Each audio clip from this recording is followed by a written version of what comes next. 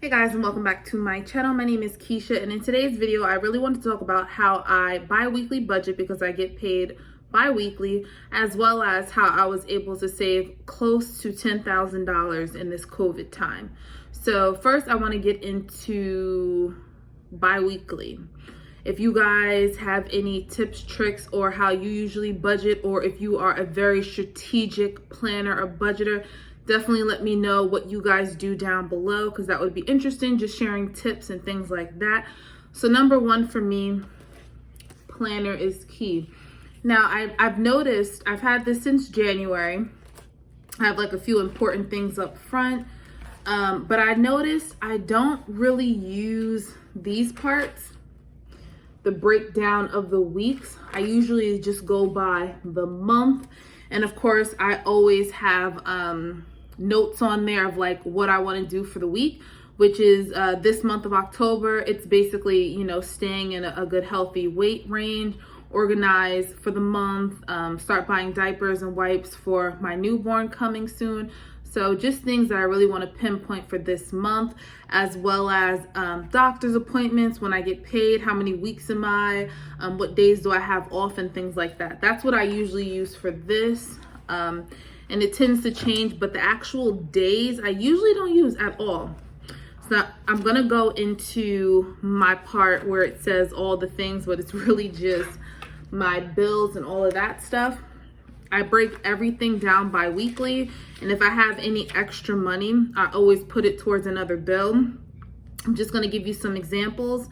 I have a car note, I have insurance, of course I have rent, I have food on here, Pico, which is electric. So we're just gonna talk about a few things. So rent, for example, let's say you get paid $1,000 bi-weekly. I always put $500 each check. I can't personally just give somebody $1,000, you know what I mean? So for me, every bill is usually broken down into 3 parts or 2 parts.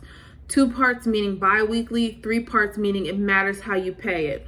Now I do have a TD loan, so that loan is due, let's say, the 1st of every month. However, with loans, you usually get a grace period of 14 to 15 days before it's even knocked on your credit. And I've been doing this for 2 years. It has never been on my credit. I never pay on that due date of the 1st. I always pay 2 to 3 days before the actual due date, before you get a late fee, if that makes sense. So let's just say my loan is $100. Now, if I get paid, when I get paid, I'll put $30 on it. And then the next time I get paid, I'll put $50 on it. So when it's actually due, I only owe 50, 60, 70. I only owe $20. So instead of just putting $20, because I know I have an extra amount of money for that loan anyway, I usually always put $20 to $50, $20 to $30 extra on the loan. Number one, that cuts down on the maturity of when it's going to be due for you. And it also, you know, it pays it down faster. So I always do that. I believe my loan is $178, and I always put probably about $200 on it a month. And even though that's like what, $20, a little bit over $20, it's still knocking the maturity rate. I don't care if it's 4 to 5 months, you know what I mean? Anytime I have extra money, I always put it towards a bill. Same thing with my car note. Now that, it can't be late, so that one personally is 2 weeks. And with that, I usually do half and half, or you know, maybe $50 or $75, and then pay off the rest. I'm very harsh with paying a big bill at once. It's like terrifying for me. I don't like doing it. I don't like putting $300 somewhere or $200 somewhere even. My bills have to be under $200 for me to really feel comfortable. That's just how I am. So like I said, I will do this I get paid. When I get paid, let's say it's Fridays, I will do this either on Wednesday or Thursday, just to see what I'm working with for this week. Like I said, I break it down into certain categories. All my bills are not due on the same week. So one week it may be my credit card, my car, and my phone bill. That's what I'm working on for this week. The following week, it might be my insurance, my loan, and my car note. It's always different, but then I will put another credit card on here or something like that so that I can pay extra on it, if that makes sense. Like I said, I always cross things out. I always highlight what my check is gonna be, and I don't ever include how much I left in my checking account, and that's because I don't want that to be involved at all. I'm only working with 1 point because that's how I save. So if your check is $500, but you already have $75 to have to yourself, don't even include that. That will just keep adding up. Whether it's gonna be $5 to $10, you're noticing that you're saving. If you include that, you're gonna include it into all your money. But if you don't include that, it'll add up into your checking account. So that's usually how I do things. Like I said, I like to break mine down. It's really hard for me to do weekly. I used to get paid weekly, and that was really hard for me. Bi-weekly is more realistic for me. I'm not really looking at bills so much, even though this is my Bible. I carry this everywhere with me. I bring it to work every single day and just like look through it. Check your bank account, see what posted, see what didn't post, see if you actually paid it, you know what I mean? So that definitely helps me. Now, going into saving, how I save is always having more than one account.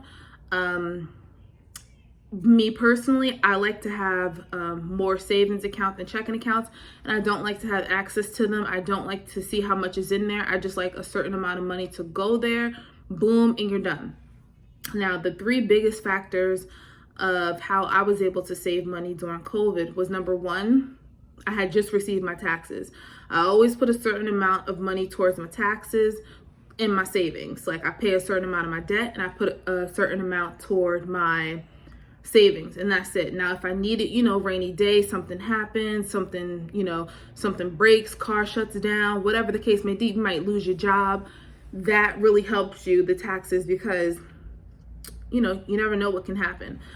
So that was number one. I put a certain amount away for my savings from my taxes, and literally a month later, COVID happened, and I'm so happy I didn't touch that money. That was number one. Number two was I was actually on unemployment. I'm pretty sure you guys all know, unemployment had the extra $600. I didn't touch that extra $600 because that wasn't my money. It was extra. So all of that money that I got, whether it was weekly or bi-weekly, I saved it. It's very, very, very hard to, discipline yourself. Now, if this wasn't COVID, I guess I wouldn't be saving so much, but my main objective was, what am I buying and why am I buying it? I felt like vacations were off limits. Traveling was off limits. Clothes were off limits. Just all those things add up. I wasn't paying for daycare because that's the main reason why I was out of work. Daycare was closed for 4 to 5 months, so that was an expense that I didn't have to pay for. And it's all about discipline. I know people that were shopping regardless of, maybe for next year, or maybe the tickets were so low in a lot of airports. A lot of people are traveling now, even though COVID numbers are going up. I don't know. I'm off limit with the traveling. And as you guys know, I am having a baby. And even with me having a kid, I didn't touch any of my savings because that's my personal business and my personal money. And I felt like, I don't know, I'm not a first-time mom. I feel like I know the do's and the don'ts and what to do and what you don't need and what you're just getting because you've seen it on YouTube or Instagram or because she has it or she wants it. So a lot of that comes into play as well.